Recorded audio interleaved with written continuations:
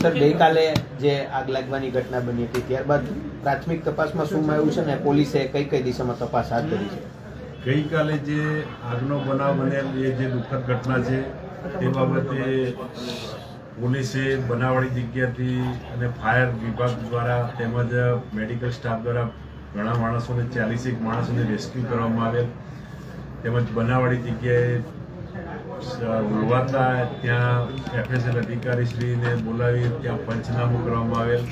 પંચનામામાં FSL અધિકારીશ્રી દ્વારા જણાવેલ મુદ્દામાલ કબજે કરી તેને FSLમાં પરીક્ષણાર્થે મોકલી આપવા તજવીજ કરવામાં આવેલ છે.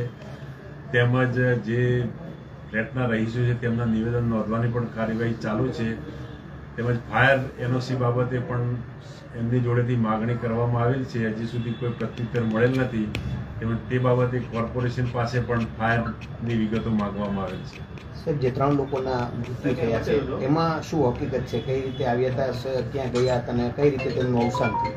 જે 3 લોકોના મૃત્યુ થયા તેમાં એક સ્વિગીનો ડિલિવરી બોય હતો જેનું નામ અજયભાઈ ખીમજીભાઈ મકવાણા જે રાજકોટનો રહેવાસી છે. તેમજ અન્ય 2 છે કલ્પેશ પીઠાભાઈ લેવા અને મયુરભાઈ વિનુભાઈ લેવા, જે બંને ઉનાના છે, ઉના તાલુકાના છે. એ બંને બ્લિંકિટ વિભાગમાંથી 10મા માળે ઓર્ડર આવેલો તે આપવા ગયેલા અને જેની સાથે એનો પિતરાઈ ભાઈ હતો જે ગઈકાલે ધૂળેટીનો રજા હોય તે પણ એમની સાથે ફરવા ગયેલા ગયેલા હતો. ક્યારે આવ્યા હતા ને કઈ રીતે ને કેમાં જતા હતા? મૃતદેહ ક્યાંથી મળ્યો હતો? મૃતદેહ 6ઠ્ઠા માળેથી મળી આવેલ 3 જણના અને એક ઈજાગ્રસ્ત બેન હતા કિરણ, એમનો પણ ત્યાંથી જ મળી આવેલ જે ઈજાગ્રસ્ત બેન. અને 6ઠ્ઠા માળે આગ લાગવાનું શોર્ટ સર્કિટના કારણે આગ લાગેલ અને ત્યારબાદ લાઇટ બધી બંધ થઈ જવાથી લિફ્ટનો પણ દરવાજો બંધ થઈ ગયો, જેથી તેઓ દોડતા ચાલતા નીચે આવતા આગની જાળમાં ફસાઈ ગયા.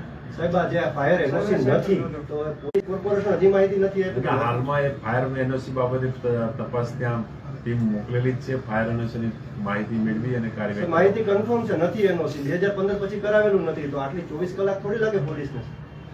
ગઈકાલે નહીં, આજે ગઈકાલે કચેરી બંધ હતી. આજે ફાયર બાબતની NOC નું કમ્પ્લીટ થઈ જશે. સાહેબ, ખાસ જે મૃત્યુ થયું છે PM રિપોર્ટમાં શું કહે એવું છે? શેના મૃત્યુ થયું છે? આગ તો લાગી ગઈ. આગ એટલે એમાં એમનું એમને શું આગના હિસાબે કાર્બન ડાયોક્સાઇડ ગેસ ઉત્પન્ન થાય, એમને શ્વાસ તણીમાં જવાથી મૃત્યુ થાય.